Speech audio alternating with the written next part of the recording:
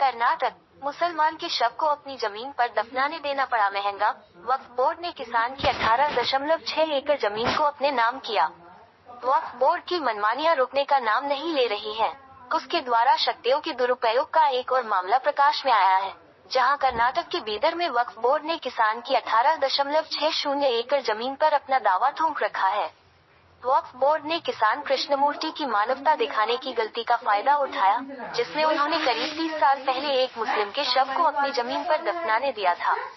अब उसी को आधार बनाकर वक्फ बोर्ड ने किसान की जमीन को अपने नाम पर कर लिया है।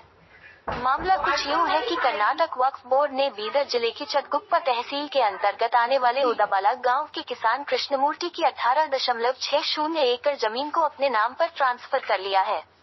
उनकी जमीन को वक्फ बोर्ड ने पिहानी में अपने नाम पर रजिस्टर कर लिया है। कृष्णमूर्ति बताते हैं कि उनकी जमीन पहले 1/4 थी, यानी कि इस जमीन के 4 मालिक थे, मरपा, मारुति, कृष्णमूर्ति और लिक्पा। हालांकि बाद में 3 लोगों की मौत हो गई और ये पूरी जमीन कृष्णमूर्ति के नाम हो गई। तकरीबन 30 वर्ष पूर्व एक मुस्लिम शख्स की मौत हो गई थी, जिसे दफनाने के लिए जमीन नहीं थी, जिस कारण से मानवता को ध्यान में रखते हुए कृष्णमूर्ति ने उसे अपने खेत के एक कोने में दफनाने की इजाजत दे दी। लेकिन उनकी ये मानवता तब उन्हें ही भारी पड़ गई, जब 11 साल पहले 2013 में वक्फ बोर्ड ने कृष्णमूर्ति की जमीन को अपना बता दिया और उसे पिहानी में अपने नाम पर दर्ज करा लिया। कृष्णमूर्ति को कोई नोटिस जारी किए बिना ही उनका नाम पिहानी में जोड़ लिया गया। अब 11 साल से कृष्णमूर्ति अपनी जमीन वापस पाने के लिए दफ्तरों के चक्कर काट रहे हैं। बीदर के जिला कलेक्टर पीसी भी इस बात की पुष्टि कर चुके हैं कि जाफर के कार्यकाल के दौरान वंचितों हिंदुओं की जमीन को वक्फ बोर्ड को दे दिया गया था।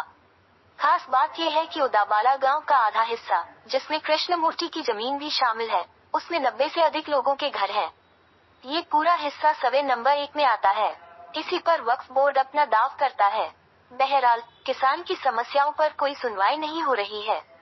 गौरतलब है कि इससे पहले हाल ही में कर्नाटक के विजयनगर में वक्फ बोर्ड ने किसानों की 1500 एकड़ जमीन पर अपना दावा ठोक दिया था।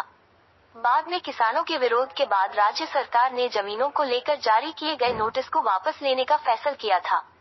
इसी तरह से हावेरी में भी एक गांव पर वक्फ बोर्ड ने अपना दावा ठोक दिया था। अब बीदर में भी ऐसा ही किया है।